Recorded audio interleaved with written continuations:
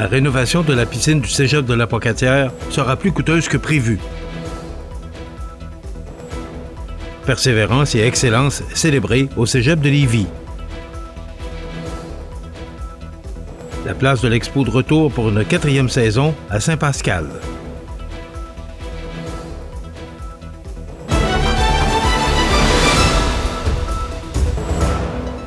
Mercredi 6 mai 2026. Bonjour, mesdames et messieurs, et bienvenue à votre bulletin d'actualité sur le réseau de télévision CEMA TV.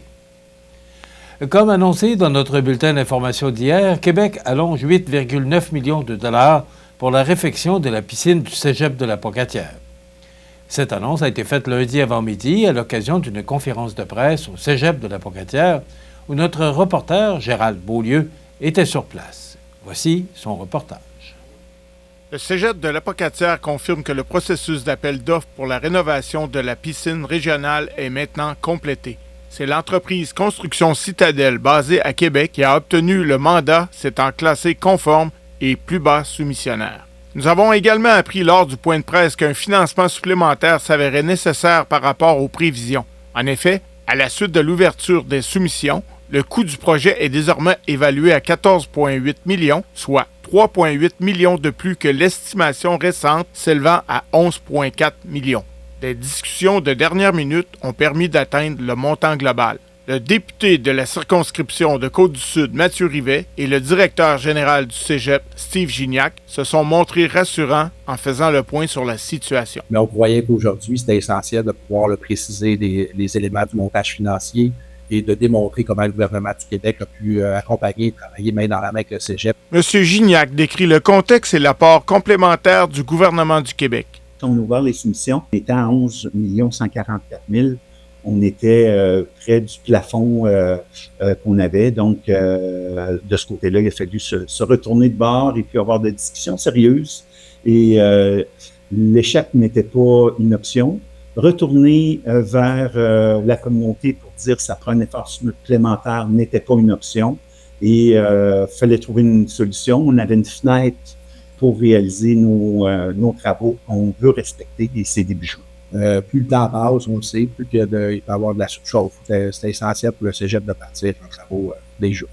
Et de régler le 3,4 millions en quelques jours, il y a vraiment, ça a pris vraiment une volonté politique forte pour nous permettre de compléter le montage financier. Il y aura un 2 millions qui vient du ministère et 1,3, 1,4 millions là arrondi du cégep pour compléter ce 14,8 millions-là.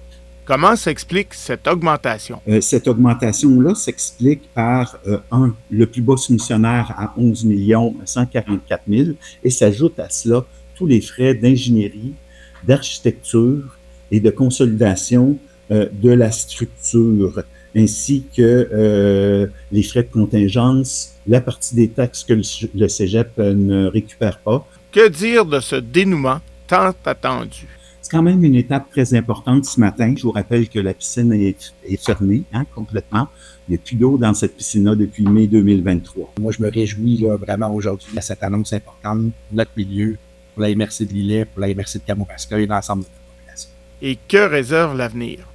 Il y a des défis techniques quand même importants qui fait que c'est un projet qui n'est pas si simple que ça à réaliser. Maintenant que le budget et le début des travaux sont connus, quand aura lieu la première baignade? Ce qui a été publié dans les appels d'offres, on voit décembre 2027, mais je pense qu'on est mieux de cibler notre échéancier tourne plus autour de mai 2028. Le chantier s'amorcera au début du mois de juin. Un événement officiel est également prévu à cette période afin de souligner l'apport de tous les partenaires à la concrétisation de la réfection des infrastructures de la piscine. C'était Gérald Beaulieu à La Pocatière pour CEMA TV Information. Près de 125 000 $ ont été remis à quelques 180 étudiants du cégep de Lévis le 29 avril dernier à l'occasion de la soirée Reconnaissance et Distinction 2026 organisée par la Fondation du cégep de Lévis. L'événement s'est déroulé à l'auditorium de l'établissement réunissant étudiants, donateurs et membres du personnel. Les bourses et prix attribués visent à souligner non seulement l'excellence scolaire, mais aussi la persévérance et l'engagement des étudiants dans leur milieu collégial. Au moins une distinction a été remise dans chacun des programmes d'études grâce à la contribution de nombreux partenaires issus du milieu des affaires et de la communauté. Plusieurs donateurs étaient d'ailleurs présents lors de la soirée afin de remettre eux-mêmes les bourses aux récipiendaires, témoignant ainsi de leur appui concret à la relève. Cette proximité a permis de mettre en lumière l'importance de l'implication du milieu dans la réussite éducative. Le directeur général du Cégep de Lévis, Philippe Aubert, a souligné l'impact significatif du programme de bourse sur la motivation étudiante. Selon lui, ces distinctions contribuent à soutenir la persévérance scolaire tout en créant une dynamique positive au sein de la communauté collégiale. La Fondation a également tenu à remercier l'ensemble de ses partenaires, dont le principal commanditaire de l'événement, Groupe Charret-Turcotte, Valeurs mobilières Desjardins.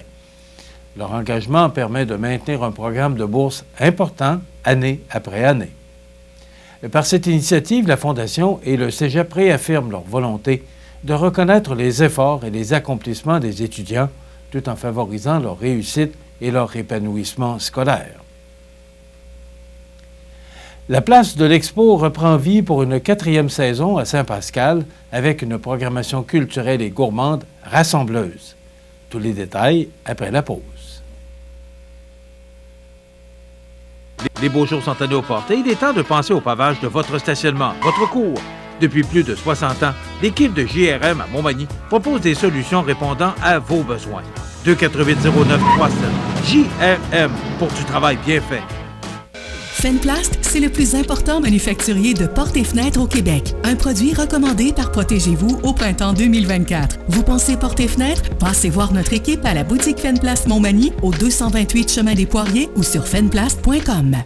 Au Canada, l'alcool, la drogue ou une combinaison des deux sont impliqués dans presque 4 collisions mortelles par jour. Aidez-nous à empêcher que d'autres vies soient réduites au silence. Au volant, pas d'alcool, pas de drogue, pas de victimes. Vous regardez CMA TV, le réseau de l'information sur la Côte-du-Sud. La place de l'Expo s'apprête à reprendre vie dès le début juin, alors que le site amorcera sa 4e saison d'activité à Saint-Pascal.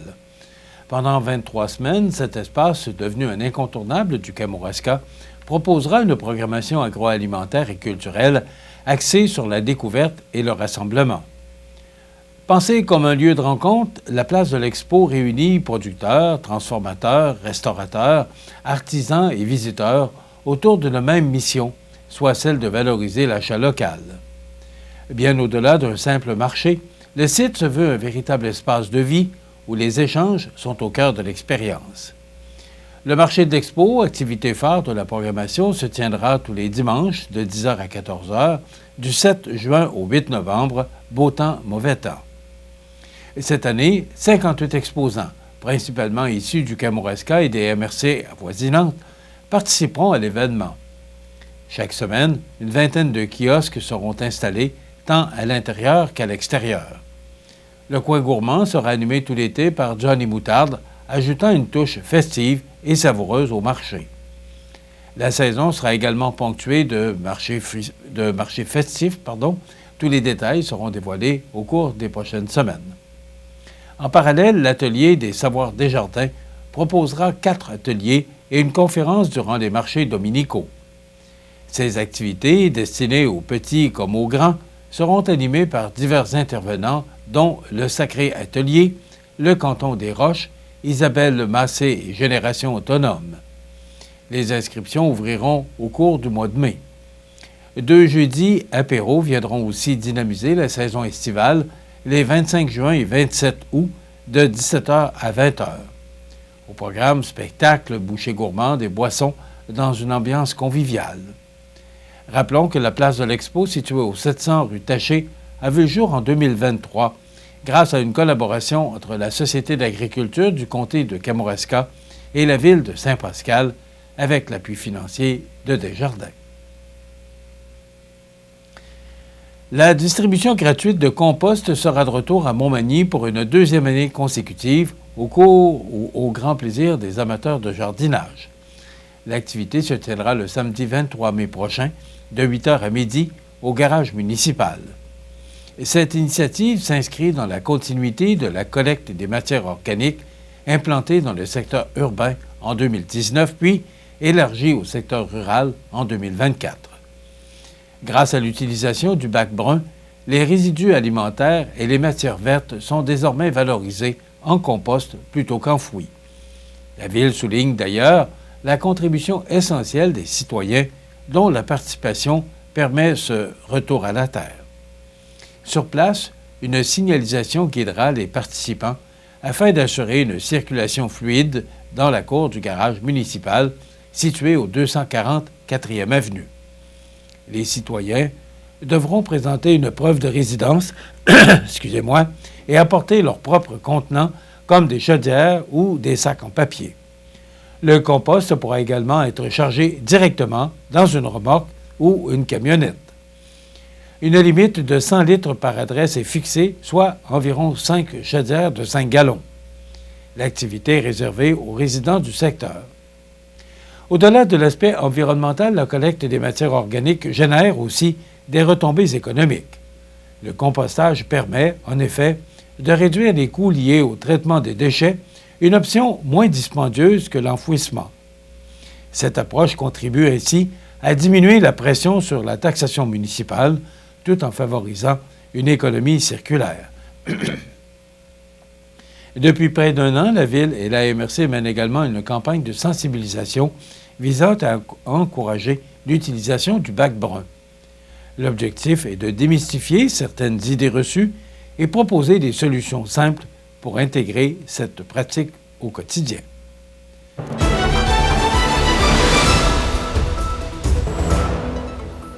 Au sport, le club de baseball senior, les Industries Desjardins du Kamouraska, a donné le coup d'envoi à sa saison 2026 dimanche, en tenant une conférence de presse marquant les grandes lignes de la prochaine campagne au sein de la Ligue de baseball senior Puribec. Devant partenaires et partisans, le directeur de l'organisation, Alexandre Laflamme, a d'abord confirmé que le match d'ouverture locale aura lieu le 17 mai au terrain Family Prix de Saint-Pascal. Pour l'occasion, la formation kamouraskoise accueillera le Shaker de Rimouski, un rival bien connu du circuit. La direction en a profité pour annoncer la mise en vente des billets de saison offerts au coût de 50 $ pour les 11 parties locales, tandis que les billets individuels seront disponibles au prix de 8 $ par rencontre. Une stratégie visant à fidéliser les amateurs alors que l'équipe continue de consolider sa place dans la Ligue. Sur le plan sportif, l'organisation a présenté une nouvelle acquisition d'importance avec l'arrivée de José Contreras, un lanceur de 21 ans, originaire du Venezuela. Enthousiaste, le jeune athlète a affirmé vouloir contribuer à ramener les grands honneurs au Kamouraska. Me describo como un lanzador que me gusta atacar siempre al bateador, estar por encima del conteo, dominar la zona de strike. Eso por el lado en el montículo. Fuera del montículo, en el dogado, me gusta ayudar a mis compañeros, que estén motivados, que tengan confianza, que se sientan 100% seguros de lo que están haciendo, porque confío en ellos y quiero que ellos confíen al 100%, tanto en ellos como en mí. Celui-ci se décrit comme un lanceur agressif, n'hésitant pas à défiler les frappeurs adverses. Rappelons que l'équipe est de retour dans le circuit depuis 2024, après une absence de 2 saisons, période durant laquelle l'organisation a dû se reconstruire en misant à la fois sur d'anciens joueurs et de nouveaux talents. L'entraîneur-chef Pierre Beaulieu se montre d'ailleurs confiant pour la suite. Le but premier cette année, ça va être vraiment de bien utiliser nos lanceurs, s'assurer que tout le monde va arriver dans les séries éliminatoires puis avoir des bras qui sont en santé. C'est vraiment la première préoccupation qu'on a pour la saison qui s'en vient.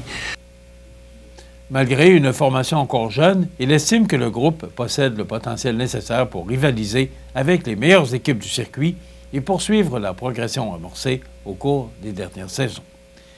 Voilà ce qui complète votre bulletin d'actualité de ce mercredi 6 mai. Dans un moment, les prévisions de la météo.